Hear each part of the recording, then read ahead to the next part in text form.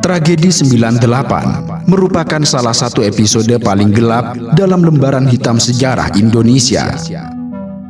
Hari itu, Republik Indonesia nyaris runtuh dalam kobaran amarah dan kebrutalan. Dalam waktu singkat, negeri ini berubah menjadi neraka bagi banyak orang, khususnya bagi mereka yang terjebak dalam pusaran kerusuhan. Tanggal 12 Mei 1998 menjadi penanda awal tragedi besar itu.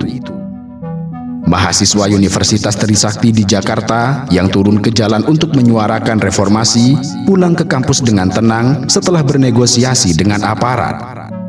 Namun tiba-tiba suara letusan senjata membelah udara sore. Peluru tajam menghantam tubuh-tubuh muda itu dengan sadis. Lang Mulia Lesmana, Heri Hertanto, Hafidin Royan, dan Hendriawan Si ambruk bersimbah darah.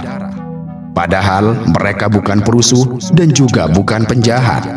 Mereka hanyalah mahasiswa yang membawa spanduk dan mimpi perubahan. Keesokan harinya, amarah rakyat meledak dan nyaris mustahil dipadamkan. Jakarta segera berubah menjadi lautan api. Toko-toko dijarah, mobil-mobil dibakar, lalu gedung-gedung raksasa luluh lantak. Yang sangat tragis, Mall Klender berubah menjadi kuburan massal, di mana ratusan orang yang terjebak di dalamnya tewas terbakar hidup-hidup, dengan tubuh hangus dan tidak bisa dikenali. Aroma daging panggang segera memenuhi udara kota, mengeluarkan aroma kegetiran, keganasan, serta kegilaan yang sulit dilukiskan. Lalu, di sudut lain kota, massa yang kalap segera menyerang perkantoran milik warga keturunan Tionghoa. Tulisan milik pribumi dicoret besar-besar di kaca toko, sebuah upaya putus asa untuk selamat dari amukan. Tetapi nahasnya, bagi banyak keluarga Tionghoa, tidak ada lagi tempat yang aman. Mereka terkunci di rumah, mendengar jendela dipecah, mendengar api merayap, dan mendengar pintu diobrak dengan paksa. Yang paling memilukan adalah kisah perempuan-perempuan Tionghoa yang menjadi korban kekerasan seksual. Di tengah kekacauan, mereka dijadikan sasaran kekejaman yang tidak pernah terbayangkan. Diruda paksa beramai-ramai, disiksa, bahkan ada yang dihabisi setelahnya. Laporan menyebutkan sedikitnya 168 kasus ruda paksa terjadi selama kerusuhan. Sebuah noda hitam yang hingga kini masih meninggalkan trauma yang mendalam. Dalam hitungan hari, lebih dari 1.000 orang tewas. Sebagian karena peluru, sebagian karena terjebak di gedung yang dibakar, dan sebagian lain karena amuk massa. Ribuan orang luka-luka, puluhan ribu kehilangan rumah, toko, serta sumber nafkah. Sementara itu, mereka yang selamat tidak pernah kembali utuh. Mereka membawa luka batin yang amat kelam, juga ketakutan yang tertahan selama puluhan tahun. Banyak keluarga Tionghoa memilih mengungsi ke luar negeri, meninggalkan tanah air yang mereka cintai, tetapi saat itu menolak melindungi mereka. Dengan demikian, tragedi 1998 bukan sekedar kerusuhan biasa. Ia merupakan ledakan kebencian, kegagalan negara, dan kerapuhan sosial yang berpadu menjadi badai. Ia meninggalkan jejak luka yang sangat dalam, korban yang tidak mendapat keadilan, pelaku yang tidak tersentuh oleh hukum, dan sebuah bangsa yang harus menanggung trauma sejarah. Bagi generasi setelahnya, tragedi 98 adalah pengingat bahwa ketika keadilan diabaikan, ketika diskriminasi dipelihara, dan ketika kekuasaan membungkam rakyat, maka api bisa menyala dengan kebrutalan yang tidak pernah terbayangkan. Tragedi 98 yang memunculkan amuk massa yang mengerikan tentu tidak muncul secara tiba-tiba. Tragedi ini dipicu oleh serangkaian masalah serius yang telah menumpuk selama masa Orde Baru di bawah pemerintahan Presiden Soeharto. Pada akhir 1990-an, Indonesia dilanda krisis ekonomi parah yang menyebabkan harga-harga kebutuhan pokok melonjak dan pengangguran massal. Krisis ini diperburuk oleh praktik korupsi, kolusi, dan nepotisme yang merajalela dalam pemerintahan, sehingga masyarakat kehilangan kepercayaan terhadap rezim Soeharto. Selain itu, terdapat diskriminasi sistemis terhadap etnis Tionghoa yang selama puluhan tahun ditekan dan dijadikan kambing hitam atas berbagai persoalan ekonomi. Kombinasi krisis multidimensi inilah yang menyulut kemarahan rakyat dan berujung pada ledakan kerusuhan pada Mei 1998. Pada Juli 1997, badai krisis finansial melanda wilayah Asia. Indonesia termasuk negara yang terdampak paling parah dalam krisis moneter Asia 1997. Nilai tukar mata uang rupiah anjlok drastis terhadap dolar Amerika Serikat dari sekitar Rp2.500 per USD sebelum krisis merosot tajam hingga sempat menyentuh Rp16.000 per USD pada awal tahun 1998. Menurunnya nilai rupiah yang sangat dalam itu segera menyebabkan efek berantai terhadap perekonomian nasional. Harga-harga barang impor dan bahan baku industri melambung. Banyak perusahaan tidak mampu membayar utang luar negerinya dan sektor perbankan goyah. Pada akhir 1997, pemerintah telah mencoba menangani krisis dengan menutup 16 bank bermasalah untuk memulihkan kepercayaan terhadap sektor perbankan. Namun demikian, langkah ini justru memicu kepanikan di masyarakat. Banyak orang menarik simpanan mereka dan kepercayaan publik terhadap Bank Nasional semakin runtuh. Situasi ini kemudian memburuk pada akhir 1997 hingga awal 1998. Kala itu, persediaan bahan pokok mulai menipis, sehingga harga beras, minyak goreng, gula, dan kebutuhan pokok lainnya naik tidak terkendali. Lalu, isu kelangkaan pangan menimbulkan kepanikan. Pada Januari 1998, warga menyerbu pasar swalayan dan toko-toko untuk memborong sembako karena takut harga akan semakin mahal atau barang hilang dari peredaran. Dan dalam sekejap, rak-rak toko menjadi kosong dan panik buying terjadi di mana-mana. Pada gilirannya, krisis ekonomi ini menyebabkan lonjakan angka pengangguran. Banyak perusahaan swasta gulung tikar atau melakukan PHK massal karena tidak sanggup beroperasi di tengah beban utang dan biaya produksi yang melonjak.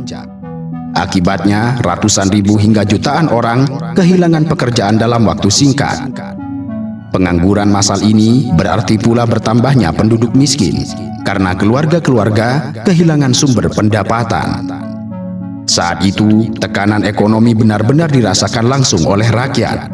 Harga kebutuhan pokok naik berkali lipat, sementara daya beli terus merosot dengan tajam. Selain faktor ekonomi, praktik korupsi, kolusi, dan nepotisme yang merajalela di era Orde Baru turut menyuburkan ketidakpuasan rakyat. Selama lebih dari 3 dekade berkuasa, pemerintahan Soeharto dikenal menumpuk kekayaan bagi keluarga dan kroni-kroninya melalui berbagai cara yang tidak transparan. Korupsi terjadi di hampir semua level birokrasi, dari pungutan liar di instansi pemerintahan hingga penyelewengan anggaran negara. Namun, semua itu sulit untuk disentuh oleh hukum karena aparat penegak hukum berada di bawah kendali rezim. Kolusi antara pejabat pemerintah dan pengusaha kroni juga jamak terjadi. Misalnya, pemberian monopoli bisnis atau kontrak pemerintah kepada perusahaan milik kerabat penguasa. Sementara itu, nepotisme tampak jelas ketika banyak posisi strategis dan peluang usaha penting dikuasai oleh keluarga cendana serta segelintir konglomerat yang dekat dengan kekuasaan. Masyarakat luas sebenarnya mulai geram dengan budaya KKN ini. Namun, kritik terhadap pemerintah nyaris tidak mendapat tempat di era Orde Baru. Pemerintah menerapkan kontrol ketat terhadap kehidupan politik, mulai dari partai oposisi yang dilemahkan, pers yang dibungkam melalui sensor, dan kebebasan berekspresi dibatasi. Akibatnya, penyelewengan kekuasaan terus berlangsung tanpa mekanisme kontrol yang memadai. Sebagai contoh, putra-putri Soeharto dikenal terlibat dalam bisnis-bisnis besar dengan dukungan fasilitas negara. Tommy Soeharto misalnya mendapat hak eksklusif dalam proyek mobil nasional Timor Tutut Soeharto menguasai jaringan televisi dan jalan tol, sedangkan kroni seperti Bob Hasan dan Sudono Halim atau Lim Siliong memperoleh monopoli perdagangan cengkeh serta tepung terigu. Praktik-praktik ini menciptakan kesenjangan sosial ekonomi serta menimbulkan kecemburuan dan kemarahan di kalangan pengusaha lain maupun masyarakat umum. Tidak hanya itu, dominasi militer dalam politik semakin membuat kehidupan demokrasi terpasung. ABRI atau Angkatan Bersenjata Republik Indonesia, gabungan TNI dan Polri saat itu tidak hanya menjaga keamanan, tetapi juga memiliki peran politik formal dengan adanya fraksi ABRI di parlemen dan jabatan-jabatan publik bagi perwira militer. Akibatnya, ruang partisipasi sipil untuk mengawasi pemerintah nyaris tertutup. Krisis hukum juga terjadi karena peradilan kerap diintervensi demi kepentingan penguasa. Pelanggaran HAM oleh negara seperti operasi militer di Aceh dan Papua atau kasus pelenyapan aktivis, misalnya kasus Marsina, seorang aktivis buruh tahun 1993, juga jarang diusut tuntas. Di penghujung Orde Baru muncul pula tindakan represif seperti penculikan para aktivis pro-demokrasi oleh oknum militer pada tahun 1997 hingga 1998 yang tujuannya untuk membungkam suara kritis. Sejumlah aktivis mahasiswa dan pro-demokrasi dilaporkan hilang diculik oleh tim yang belakangan dikenal sebagai tim mawar dari Kopassus, menimbulkan ketakutan di kalangan gerakan mahasiswa. Lebih dari itu, salah satu aspek penting dalam latar belakang tragedi 98 adalah diskriminasi yang dialami komunitas Tionghoa Indonesia selama rezim Orde Baru. Etnis Tionghoa Indonesia yang jumlahnya sekitar 3% dari populasi sejak lama telah diperlakukan sebagai kelompok minoritas yang berbeda. Pada masa Orde Baru, diskriminasi terhadap warga Tionghoa dilembagakan dalam berbagai peraturan dan kebijakan. Misalnya, melalui instruksi Presiden nomor 14 tahun 1967, pemerintah melarang perayaan kebudayaan Tionghoa secara terbuka, seperti Imlek, Barongsai, dan penggunaan aksara Tionghoa dilarang di ruang publik. Orang Tionghoa didorong untuk mengganti nama mereka menjadi nama yang bernuansa Indonesia. Mereka juga diwajibkan memiliki surat bukti kewarganegaraan atau SBKRI yang justru kerap dijadikan alat pungutan liar. Total, terdapat sekitar 45 regulasi yang secara langsung maupun tidak langsung bersifat diskriminatif terhadap etnis Tionghoa selama Orde Baru. Di bidang pendidikan dan pemerintahan, terjadi pembatasan partisipasi bagi warga Tionghoa. Kesempatan mereka masuk universitas negeri atau menjadi pegawai negeri sipil sangat kecil karena adanya kuota tidak tertulis. Sementara di bidang ekonomi, pemerintah Orde Baru menerapkan kebijakan paradoksal. Di satu sisi, mengekang ekspresi budaya dan politik Tionghoa, tetapi di sisi lain, membiarkan segelintir penguasa Tionghoa besar bekerja sama dengan elit Orde Baru dalam menguasai sektor-sektor ekonomi penting. Kolusi antara penguasa dan para cukong ini menghasilkan konglomerat superkaya keturunan Tionghoa. Akibatnya, tercipta gambaran di masyarakat bahwa orang Tionghoa identik dengan kekayaan serta dominasi ekonomi. Selama era Orde Baru, sentimen anti-Tionghoa memang sesekali muncul terutama saat kondisi ekonomi sedang buruk. Etnis Tionghoa kerap dijadikan kambing hitam atas masalah ekonomi maupun sosial. Propaganda atau pernyataan pejabat yang menyudutkan Tionghoa turut menyuburkan prasangka itu. Misalnya, menjelang 1998, ketika krisis moneter terjadi, beberapa tokoh pemerintah dan militer memberikan pernyataan bernada menyalahkan konglomerat yang tidak nasionalis. Sindiran terselubung yang mengarah pada penguasa Tionghoa yang dituduh menyimpan uang di luar negeri. Bahkan, seorang pejabat tinggi kala itu secara terbuka menyebut etnis Tionghoa sebagai tikus-tikus yang tidak punya patriotisme karena dianggap menimbun barang dan lari ke luar negeri saat krisis. Pernyataan-pernyataan semacam ini, alih-alih meredakan situasi, justru memicu kebencian masyarakat terhadap warga Tionghoa. Kesenjangan ekonomi antara kelompok pribumi dan segelintir orang Tionghoa kaya juga memperkuat kecemburuan sosial. Di tingkat akar rumput, sudah berkembang konsepsi bahwa orang Cina kaya karena curang atau pelit, yang merupakan bias turun-temurun sejak zaman kolonial. Rezim Orde Baru tidak berusaha serius mengikis prasangka ini, malah secara tidak langsung menyuburkannya. Warga Tionghoa digambarkan sebagai orang luar yang hanya mencari untung di Indonesia, padahal mereka adalah warga negara Indonesia juga, yang lahir dan besar di negeri ini. Kombinasi diskriminasi negara dan sentimen negatif yang dibiarkan tumbuh inilah yang membuat posisi komunitas Tionghoa rawan ketika terjadi gejolak sosial. Jadi, pada awal 1998, Indonesia bukan hanya menghadapi krisis ekonomi dan politik, tetapi juga bom waktu sosial berupa sentimen anti-Tionghoa. Diskriminasi sistemik di era Orde Baru membuat komunitas Tionghoa terisolasi secara budaya dan politik. Namun secara ekonomi, mereka dijadikan kambing hitam yang siap ditumbalkan ketika dibutuhkan untuk meredakan kemarahan massa. Inilah sebabnya mengapa saat kerusuhan Mei 1998 akhirnya pecah, kekerasan yang terjadi begitu kental dengan nuansa rasial. Latar belakang diskriminasi dan prasangka sosial ini penting dipahami agar kita memahami mengapa etnis Tionghoa menjadi target utama dalam tragedi 98. Menjelang bulan Mei 1998, tanda-tanda pergolakan sudah tampak di berbagai kota. Gerakan protes mahasiswa mulai muncul sejak pertengahan 1997 dan semakin menguat pada awal 98. Para mahasiswa yang tergabung dalam berbagai perguruan tinggi di Indonesia bergerak menyuarakan reformasi. Isu-isu yang mereka bawa antara lain desakan agar pemerintah menurunkan harga-harga, memberantas KKN, menghapus dui fungsi ABRI, dan menuntut suksesi kepemimpinan nasional. Awalnya, tuntutan mahasiswa bersifat gradual. Mereka mendesak pemerintah untuk mengatasi krisis ekonomi. Namun, karena dianggap tidak ada perbaikan dan aspirasi diabaikan, tuntutan itu berkembang menjadi tuntutan reformasi total, termasuk pengunduran diri Soeharto. Kemuakan masyarakat kemudian diperparah pada Maret 98, ketika Soeharto kembali dilantik menjadi presiden untuk masa jabatan yang ke-7 kalinya. Pelantikan ini menyulut aksi protes yang lebih besar, sebab dianggap mengabaikan penderitaan rakyat di tengah krisis.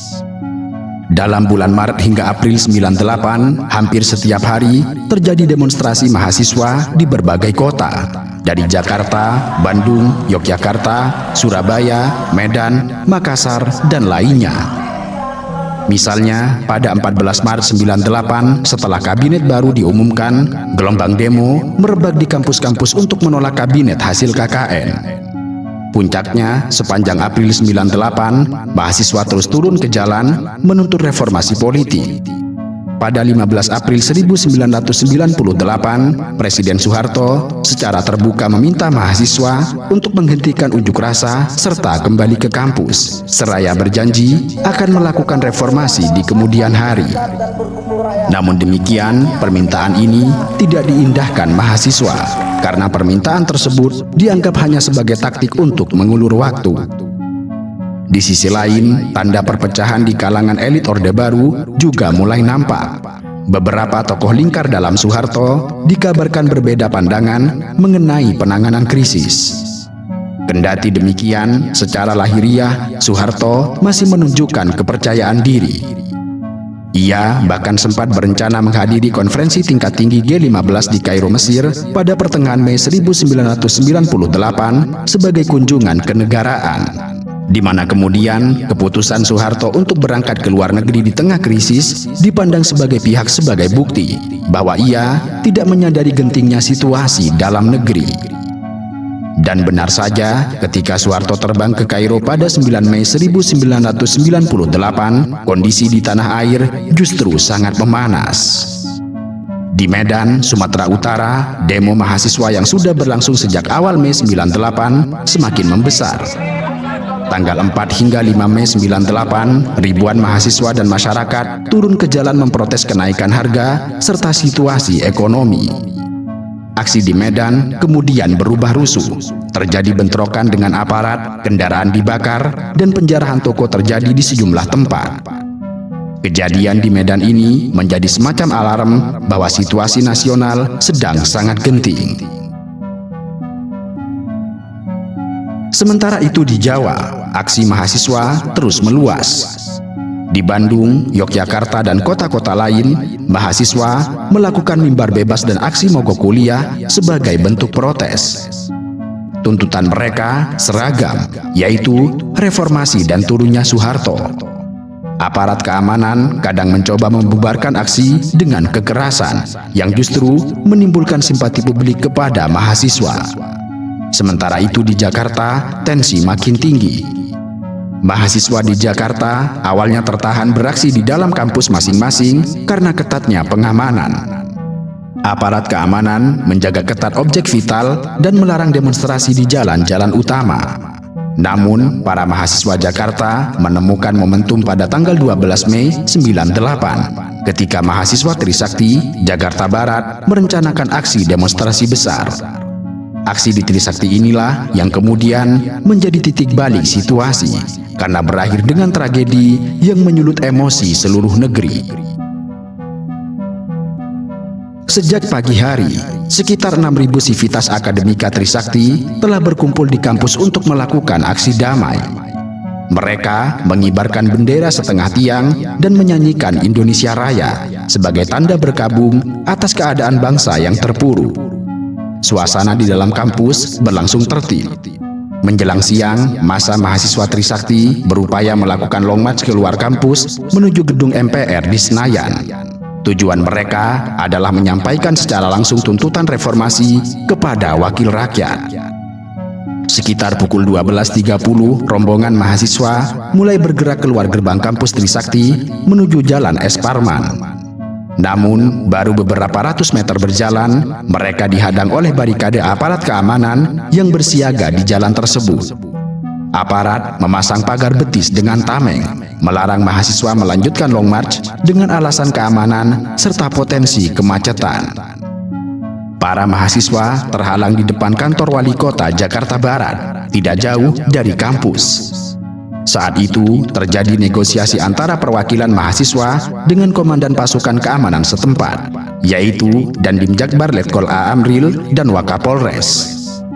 Negosiasi berlangsung cukup alot hingga lebih dari 1 jam. Namun akhirnya sekitar pukul 17.00 dicapailah kesepakatan. Mahasiswa bersedia mundur kembali ke dalam kampus dan aparat juga akan mundur untuk meredakan ketegangan. Mahasiswa Trisakti pun perlahan mundur masuk gerbang kampus sekitar pukul 17.00 hingga 17.30. Aparat keamanan bergerak agak menjauh sesuai kesepakatan.